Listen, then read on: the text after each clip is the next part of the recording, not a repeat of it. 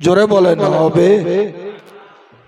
আমি মুর্শিদাবাদ থেকে এসেছি, আমার ভাষা বুঝতে পারছেন তো?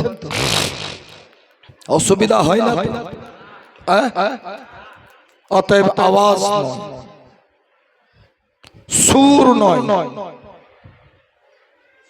কথা কিছু শোনার নিয়তে বসুন। কি বুঝলেন? সারা রাত জলসা শুনলেন, সকালে জিজ্ঞেস করছে আরে বক্তাটা কেমন, বলছে গলা খুব ভালো। সারা রাতে আপনি ওইটাই শুনলেন, ওইটাই দেখলেন। তওবা তওবা তওবা। আল্লাহ যেন ওই বালা থেকে সকলের হেফাজত করেন, বলেন আমিন। छोड़ो मुझको जाना है,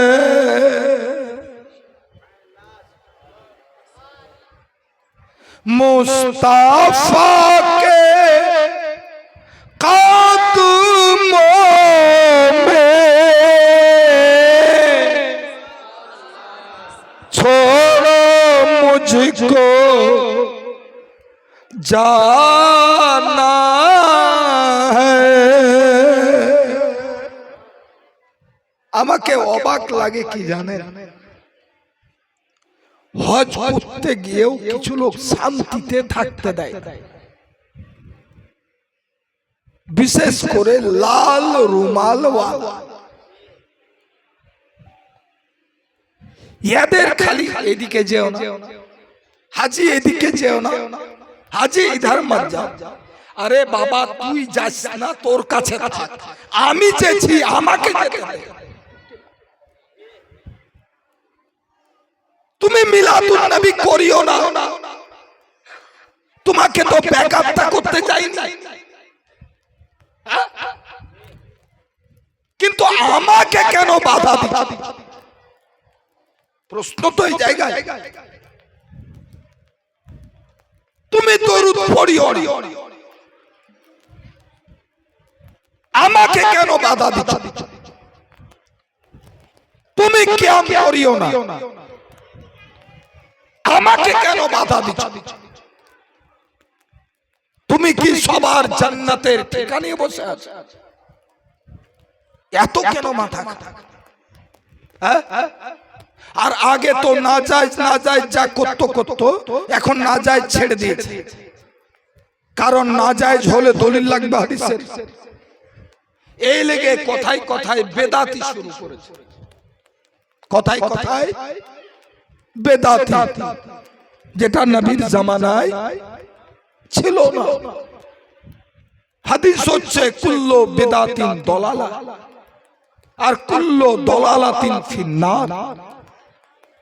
প্রত্যেকটা বিদআত গুমরাহ আর প্রত্যেকটা গুমরাহ জাহান্নাম। আমি বললাম হারে বোকা, সাহাবী থেকে হাদিস তুমি বেশি বুঝে গেলে। আবু বকরের থেকে হাদিস তুমি বেশি বুঝলে, হযরতে উমর থেকে হাদিস তুমি বেশি বুঝলে, হযরতে উসমান থেকে হাদিস তুমি বুঝলে। কারণ নবীর জামানায় তারাবি, নবীর তো জামানা আলহামদুলিল্লাহ এটাও চলছে, আজও চলছে কিয়ামত পর্যন্ত। বলার মাকসাদ জাহেরি জামানা। মসজিদে নববীতে তারাবির জামাত হতো না। আবু বকর 2 বছর ধরে ইমামতি করলেন, তারাবির জামাত হয়নি। হযরতে উমর চালু করে দিলেন নতুন কাজ। তোমার কথা অনুযায়ী উমর বেদাতি, আর নবী বলছেন উমর জান্নাতি। কোনটা মানবেন? নবীরটা মানবেন না ওয়াহাবিরটা মানবেন? তাই হিসাবে নবীরটা মানব। 10 জন সাহাবীকে নবী আগে জান্নাতি বলেছিলেন, কিন্তু উমর বিদআত করলেন আর হুকুম হচ্ছে যে বিদআত করবে সে জাহান্নামে যাবে। তো হাদিস বলছে উমর জাহান্নামে যাবে আর নবী বলছেন উমর আগে জান্নাতি। তাহলে বোঝা যাচ্ছে তোমার হাদিস কোন জায়গায় বুঝতে ভুল হচ্ছে। অতএব ব্যাখ্যা তোমাকে দিতে হবে যে সব বেদাত জাহান্নামী নয়, কিছু বেদাত আছে যে করার পরেও জান্নাতে নিয়ে যাবে, কিছু বেদাত আছে করলে জাহান্নামে। ইমামে মালিকের জিন্দেগি দেখলাম, ইনি মদিনা শরীফে থাকতেন। কত আশিকে রাসূল জানেন, মদিনাতে থাকতেন তো কোনোদিন চপ্পল পরে বেড়াতেন না, জুতা পরে বেড়াতেন, খালি পায়ে বেড়াতেন সারা রাত। হুজুর কেন বুঝেন না? যে রাস্তায় নবী বেরিয়েছেন সেই রাস্তায় আমি চপ্পল জুতা পরে বেড়াতে পারবো না। বলেন কোন সাহাবী এর উপর আমল করেছেন? করেন। সব সাহাবী জুতা চপ্পল পরে বেরিয়েছে, ইনি বেরোলেন না। নতুন কাজ, ইনি মদিনা হুদুদে মদিনা যতটা গ্রামের মদিনা বাথরুম করবেন না বলে খাওয়া কমিয়ে দিয়েছিলেন অল্প খেতে। কোনদিন যদি বাথরুমের তলব হতো ছুটতে ছুটতে হাতের বাইরে যেতে, ওখানে বাথরুম করে আবার তাড়াতাড়ি মদিনায় চলে আসতো। নতুন কাজ সাহাবীরা করেননি। জিজ্ঞেস করা হলো,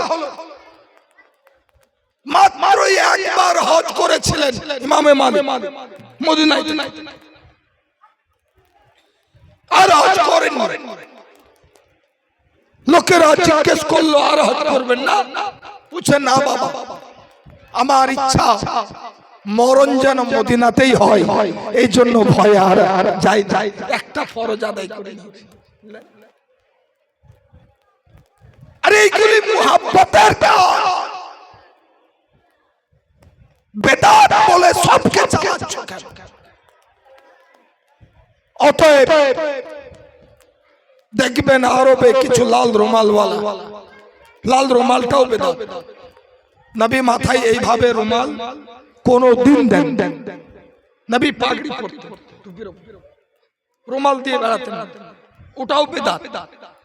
নিজে বেদাত করছে আবার প্রশ্ন করছে। তো এরা খালি করে বাধা দেয়, কিন্তু যত বাধা দেয় তত কি হয়? আশিকের মন আরো তড়পায়। সুবহানাল্লাহ।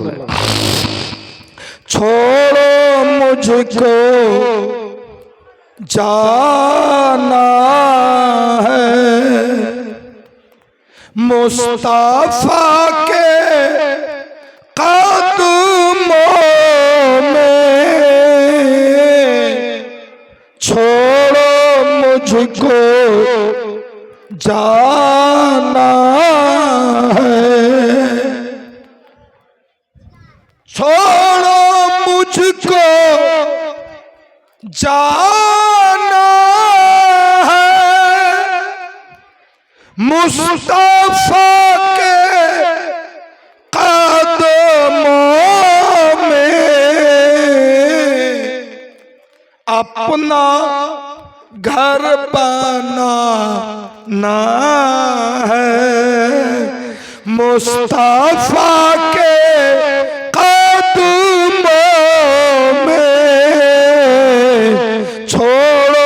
मुझको जाना है। रिज़्क़ मौला देता है। আচ্ছা আপনাদেরকে জিজ্ঞেস করি, আমাদেরকে রুজি কে দেন? একটু জোরে বলতে হবে। আমাদেরকে রুজি কে দেন? আল্লাহ। এটা শুধু শুধু আমাদেরকে অপবাদ লাগায় হাজরাত। আমাদের বাচ্চাদের পর্যন্ত আকীদা যে আমাদের রুজি আল্লাহ দেন। তবে গন্ডগোল এক জায়গায় আছে, সেটা কি? নবী বলছেন ইন্নামা আনা কাসিমুন আল্লাহু ইউতি, আমি বাঁটনে ওয়ালা আর আল্লাহ দেনে ওয়ালা। আমি বাঁটনে ওয়ালা, আল্লাহ দেনে ওয়ালা। আচ্ছা বলে আজকের জালসায় খাওয়া দাওয়ার ব্যবস্থা আছে নাকি? আপনাদের এটাই লাভ। মুর্শিদাবাদে না খেয়ে জালসা থেকে মানুষ উঠবেই না। হাগো খাওয়া দাওয়ার ব্যবস্থা করতেই হবে। এদিককার অনেক আত্মীয় আছে তো, ওদেরকে জিজ্ঞেস করিয়ে ভোর রাত্রে হলেও তাও 5 কুইন্টাল আপনার বিরিয়ানি লাগে, তা না হলে জালসা করা যাবে না। এমন একটা পরিবেশ, আলহামদুলিল্লাহ আপনারা না খেয়ে বসে আছেন। আচ্ছা বিয়ের মজলিসে তো গেছেন, বিয়ের মজলিসে যখন খাওয়ায় কি করে? একটা মোটা মতো লোক, ও দেখবেন ভাত তরকারি গোশত ডাল সব নিয়ে বসে যায়, বসে থাকে না? বলে অর্ডার করে লে বালতি ভর, চলনি চল। একজনকে ভাতের বালতি, একজনকে ডালের বালতি, একজনকে সবজির বালতি, আর খুব যে জ্বালা ওকে দেয় গোশতের বালতি নাকি? যার চামচ পুরোপুরি ডুবেই না বালতিতে, ওকে দেয়। আচ্ছা আরেকটা কথা জিজ্ঞেস করলি, ভোর রাত চলছে, এদিকে মনোযোগ। আমাদের দিকে কিন্তু হয় এটা, আপনাদের দিকে হয় কিনা জানি না। যখন কোন ছেলের আব্বা মেয়ের বিয়ের ডেট করতে আসে তো জিজ্ঞেস করে সব ফাইনাল ডেট, বলো 15 তারিখ। তো মেয়ের আব্বা জিজ্ঞেস করে বিহাই বরযাত্রী কটা আসবে? বলে না, বলে 50টা। মেয়ে ছেলে আমাদের দিকে বলে ডুলি বিবি, আপনাদের কি বলে? ডুলি বিবি বলে। আলহামদুলিল্লাহ। ডুলি বিবি কটা আসবে? বলে 20টা। কটা হলো? 70টা। এখন খুনের যুগ, গরু কিনতে যাবে, তাও একবার বিহাইকে ফোন করে, বিহাই বরযাত্রী পাড়া কমা হবে নাকি? তো বলেন গরু কিনতে এসছি। তো বলছে কি জানেন, বিহাই মুসলমানের জবানে একটাই, 50টা বরযাত্রী বলেছি, 20টা ডুলি বিবি, একটা বেশি যাবে না। কিন্তু যেদিন এসছে সেদিন দেখছে 150টা। আপনাদের হয় এদিকে? হয়? পিছনে লোককে বলছি হয় আপনাদের? বলেন মেয়ের বাবার মাথা ব্যথা হবে কি হবে না? কারণ চালটা কালুর দোকানে 2 বস্তা নিয়ে নেব, আলুটা ভুলুর দোকানে 2 বস্তা নিয়ে নেব, ডালটা লালুর দোকানে 10 কেজি নিয়ে নেব। কিন্তু দুপুর বেলায় গোশতটা কোন খালুর দোকানে নেব? হবে কিনা? টেনশন। এই কারণে যার হাতে গোশতের বালতি দেওয়া হয় না, খুব হিসাব করা লোককে দেওয়া হয়। ওর বালতিতে চামচ ভরবেই না, এইরকম লোককে দেওয়া হয়। বলবো ভাই জবান ঠিক রাখেন। নবী বলছেন জবানের হেফাজত করো, যে জবানের হেফাজত করে না তার ইবাদত দরবারে ইলাহিতে কবুল হয়।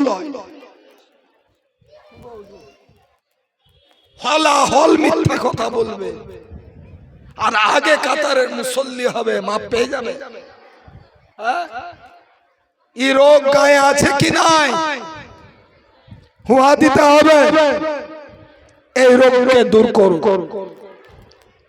নবী বলছেন ইবাদত কবুল করার জন্য দুটো জিনিস খুব দরকার। একটা হচ্ছে সিদক কাল, আর একটা হচ্ছে রিজক হালাল। হালাল রুজি খান, সত্য কথা বলেন, ইবাদতের মিঠাস পাবেন, ইবাদত আল্লাহর দরবারে কবুল হবে। তো খাবার নিয়ে যাচ্ছে, ভাত চললো, পানি চললো, ডাল চললো, সবজি চললো, গোস্ত যে বললাম 2 পিস করে দিচ্ছে। ওদিকে যেছে এইদিকে নাই, এইদিকে আসছে ওদিকে নাই। আর কিছু লোক বিয়েতে নিয়ত করে যায় যে আজকে ভাত খাবো না রে, দাওয়াত যখন পেয়েছি তো গোস্ত।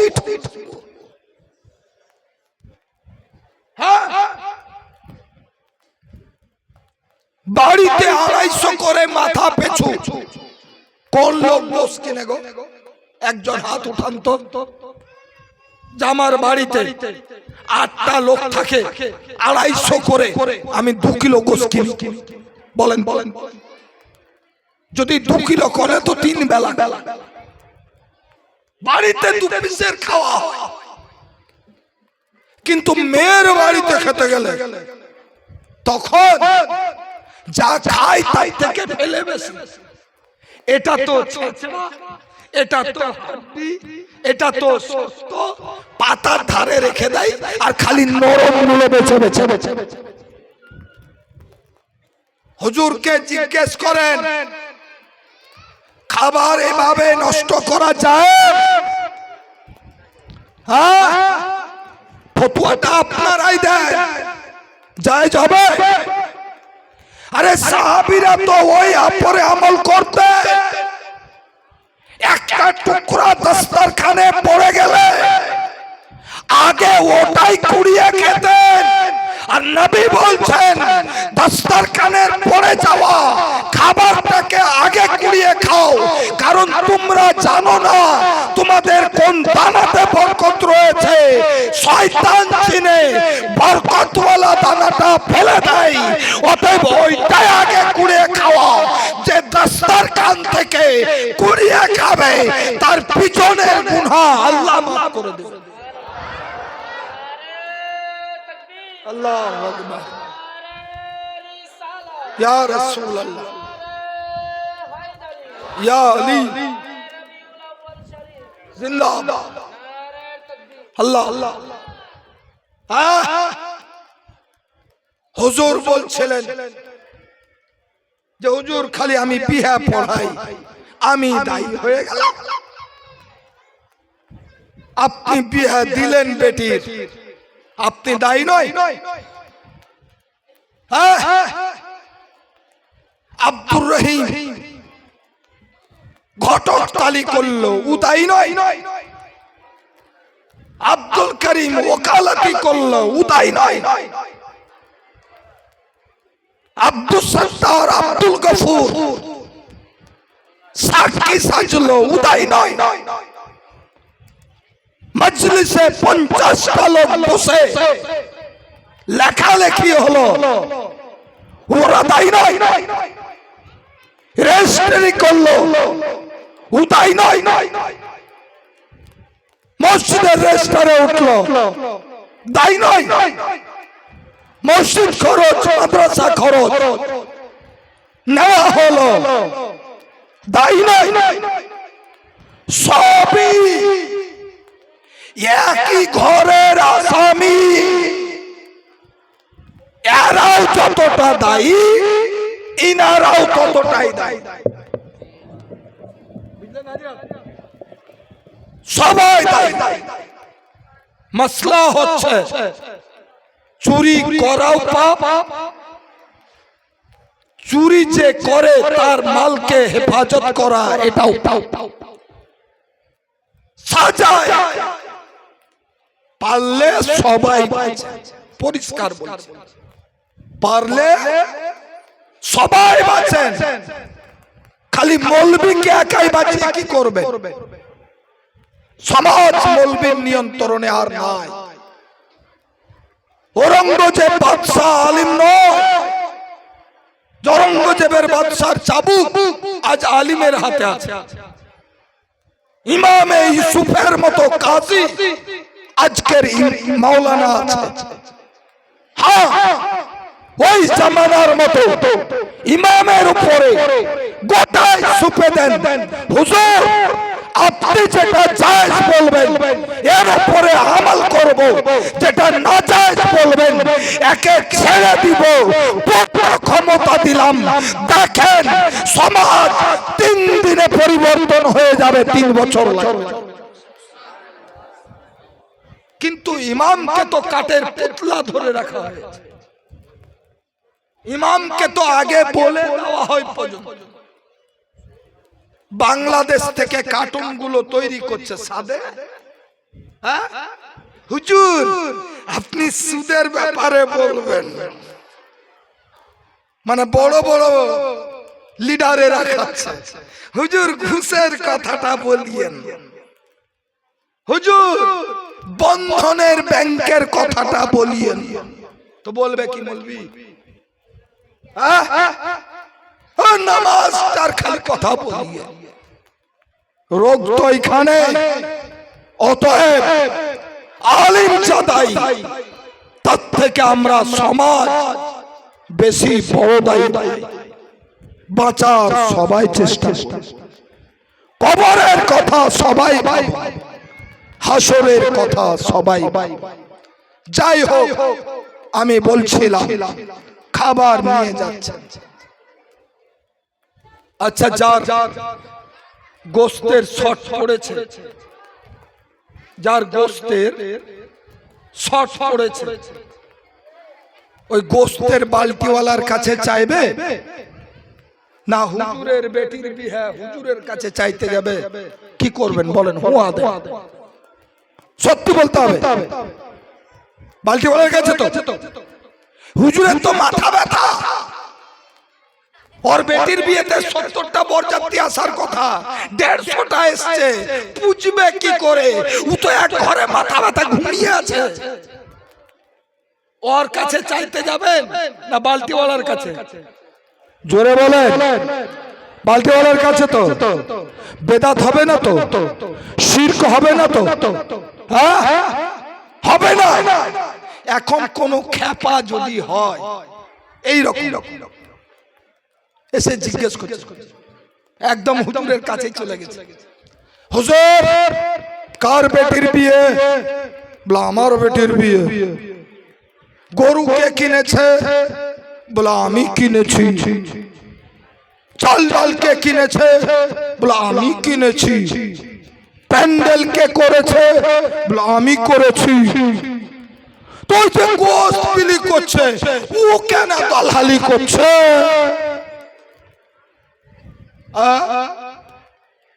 কেন রে বাপ, তুই কি খেতে পাস? আমি ওর কাছে নিব না। কেন? বলে মালিকের কাছে নিতে হবে, ইয়ার কাছে নিলে শিরিক হয়ে যাবে, বেদাত হয়ে যাবে। কি গো হবে না তো? কথা বুঝতে পারছেন আপনারা? বুঝতে পারছেন? একবার বলেন ইয়া রাসূলুল্লাহ, 2 হাত তুলে বলেন ইয়া রাসূলুল্লাহ। যেগুলি কাটার কেটে গেছে, যেগুলি সোনার বসে আছে, কারণ 12টার পর সবাই থাকে না, এটা আমাদের জানা আছে।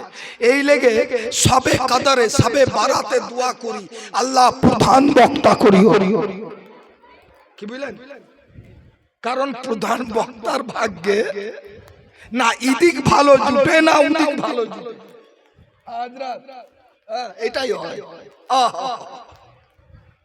তাহলে শিরিক হলো না। গোস্তের ওয়ালার কাছে এলেন। আমার আল্লাহ বলছেন, ও আমার বান্দা শুনে নাও, আসমান আমি তৈরি করেছি, জমিন আমি তৈরি করেছি, জান্নাত আমি তৈরি করেছি, জাহান্নাম আমি তৈরি করেছি, ফেরেশতা আমি তৈরি করেছি, মানব আমি তৈরি করেছি, জিন আমি তৈরি করেছি। আপনার জমিন, আসমান, চন্দ্র, সূর্য, জান্নাত, জাহান্নাম, এক কথায় সমস্ত জিনিসকে আমি আল্লাহ তৈরি করেছি।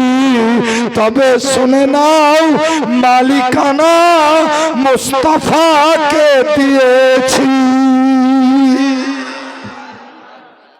মালিকানা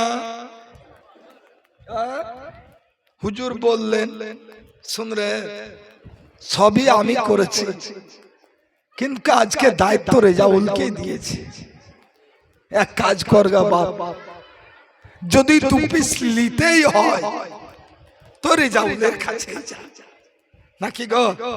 হ্যাঁ, অনেক টাইমে বাড়ির লোক যদি আসে, বুঝলেন, ওই যে লোকটা বসে আছে না হাড়ি নিয়ে, ওর কাছে গেছে যে ভাই তাহলে কি খবর, বলে আমার ওই বন্ধুর একটা ছেলে এসছে তো বাড়ি চলে যাবে, তো দুটো খাবার দিয়ে দেন। মৌলভী সাহেব আপনি এখন থাকেন তো, আগে সব খাওয়া দাওয়া হোক, তারপরে বলে কি বলে না, বলেন না? তাহলে আল্লাহ বলছেন, শোন, মাওলানা সাহেব যেমন সবই ব্যবস্থা করেছে, কিন্তু মালিকানা আজকে রেজাওয়ানকে দিয়েছে। আরে শোন, সুন্নি জামাতের এটা আকীদা, রোজি দেনে ওয়ালা আল্লাহ, সুন্নি জামানের এটা আকীদা, আমাদের খালিক আল্লাহ, আমাদের মালিক আল্লাহ, জান্নাত তৈরি করেছে আল্লাহ, জান্নাত তৈরি করেছে আল্লাহ। এক কথায় সমস্ত সৃষ্টিকে সৃষ্টি করেছে আল্লাহ, কিন্তু মালিকানা দিয়েছে মুস্তাফাকে।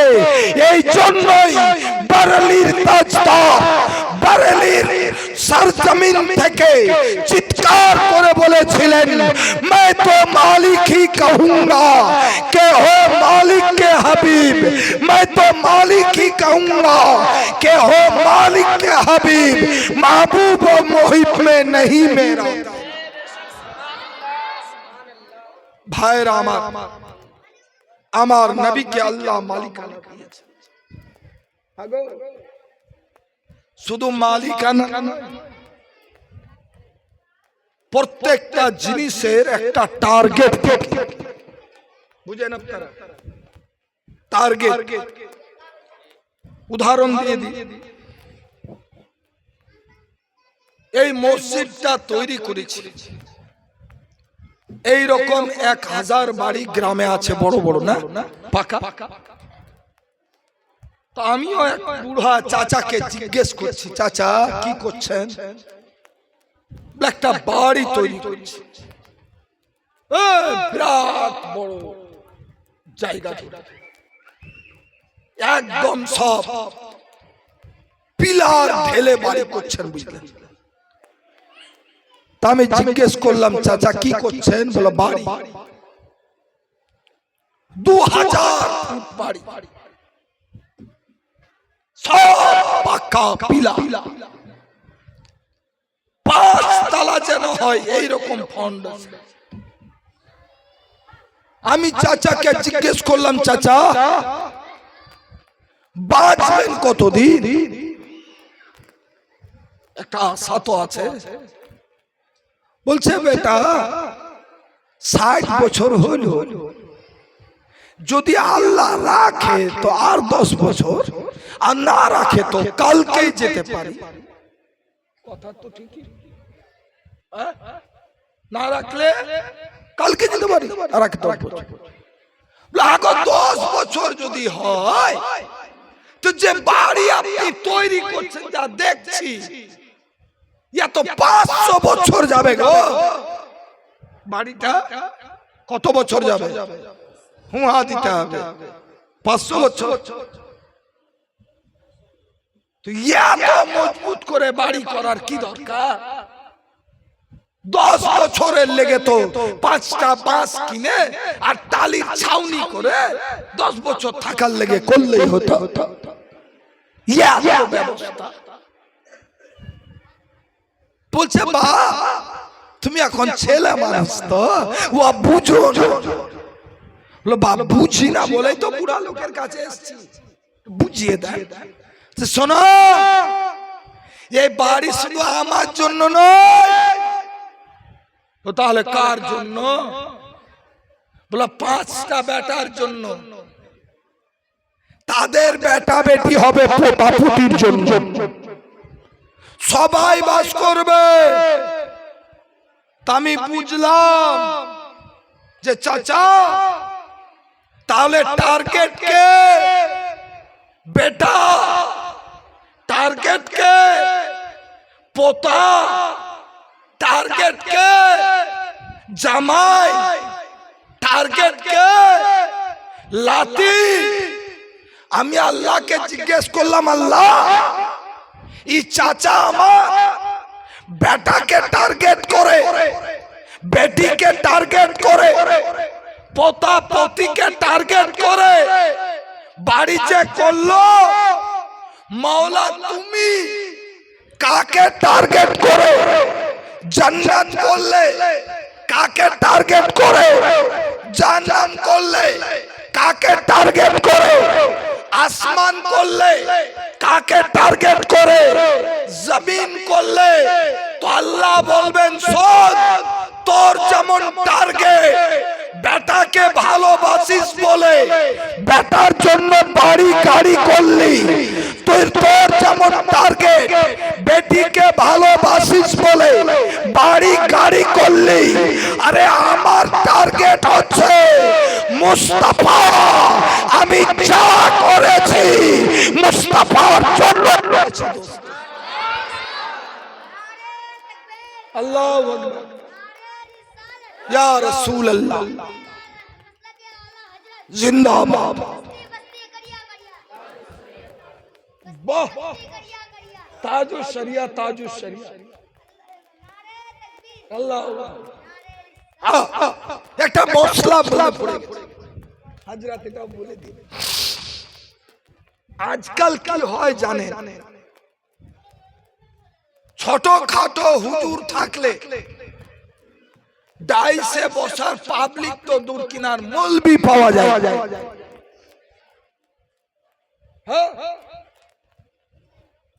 যদি ছোট খাটো হুজুর হয় তো ডাইসে পাবলিক তো দূর কিনার মৌলবি পাওয়া যায় না, ফাঁকা আছে গোটাই। কিন্তু বড় হুজুর যদি চলে আসে বুঝলে, তো সেলফি নেবার লেগে মৌলবি বলে তুই এখন থাক, ইমাম তুই মসজিদে ইমামতি আগে করিস, তুই আগে থাক, কিন্তু আজ হুজুরের পাঁজরে আমাকে বসবো। কি গো? হ্যাঁ, ইমামতির মুসল্লাই ছিল আগে, আর হুজুর এসছে বলে ডাইসে আপনি আগে। বেয়াদবি নাই? বলেন বেয়াদব কিনা? অবশ্যই বেয়াদব। আলিমের আদব করুন, আলিমের আদব এই মনে করে নয় যে আমার বয়সে বড় কি ছোট। আলিমের আদব এই মনে করে নয় যে খানদানের দিক দিয়ে আমার ছোট কি বড়। আলিমের আদব এই মনে করে নয় যে টাকাওয়ালা কি গরিব।